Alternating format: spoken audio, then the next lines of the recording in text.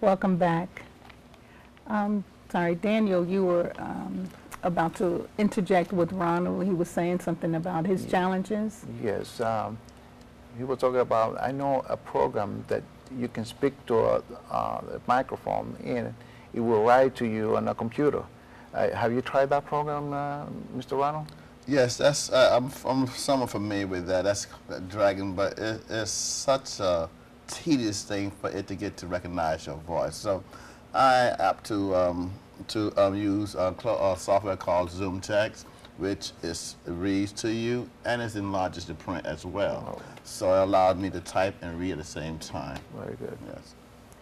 So tell me more about that Dragon. What is that all about? Yeah, I had that program on a computer. It's like you said, it's kind of difficult to train that program to understand, especially people who come from another nationality. Okay. To speak to that microphone, train that program to understand your voice and your tone, and it's very difficult. It make a lot of mistakes. Well, what does it do exactly?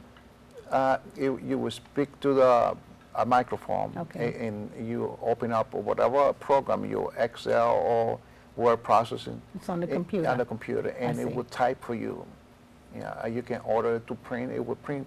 You don't have to use your hand at all. Wow, that sounds great. It sounds good, but still it has to be updated or some kind of. Still has some glitches in it. Yes. I see. All right. So, well, how about you, Ronald? How were you able to overcome some of the challenges that you've experienced? Well, being a social work student, I have learned to advocate.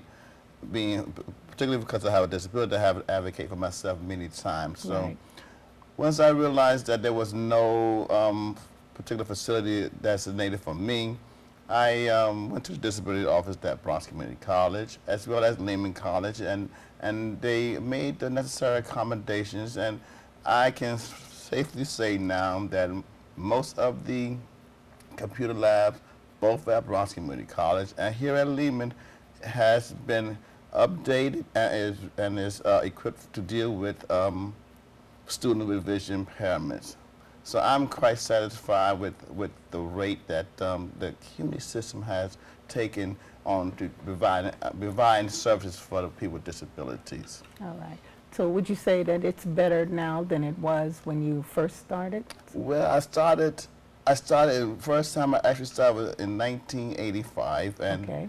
What was it like then? Then it was atrocious, excuse my language, but there very little people understood what the needs were for the vision impaired was, and so I kind of flunked out that time. But I didn't give in. I give up. I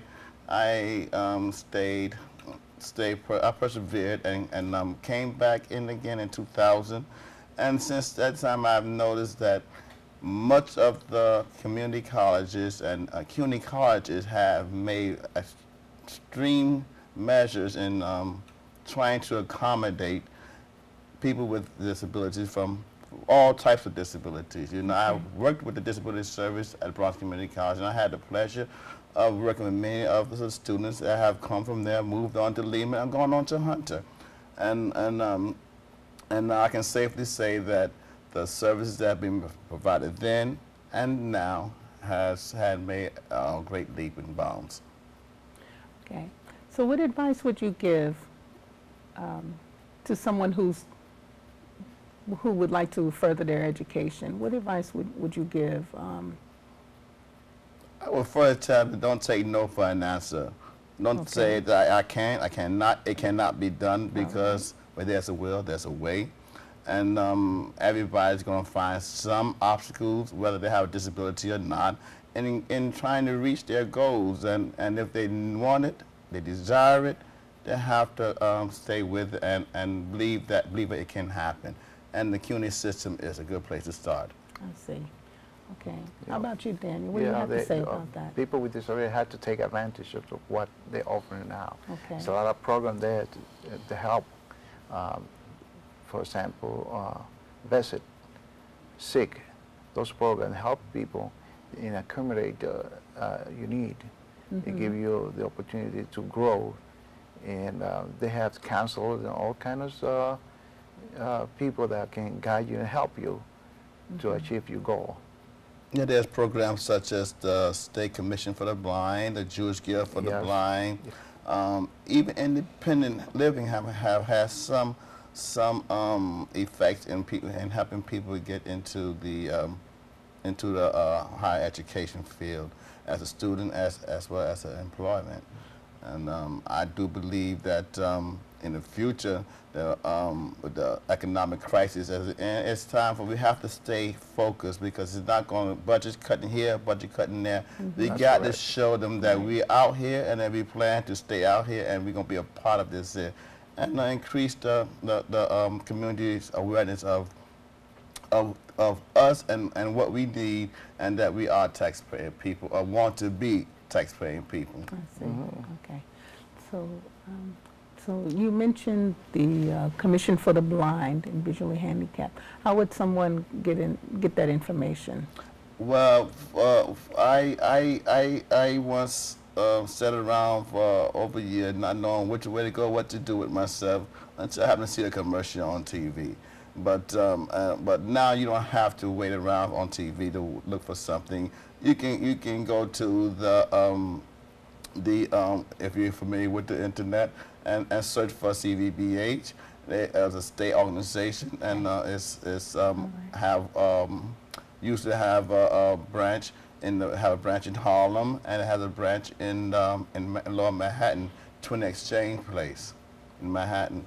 Okay. And easy to find that. 20 Exchange. You also have Jewish Guild for the Blind, which is also a place that to help you prepare yourself for college and train you on computers. This is where I learned about Dragon, which I didn't get too familiar with. But Dragon Jewish Guild was a place that I learned about that software. Okay. Thank you. We'll be right back with the Lolita Fashions.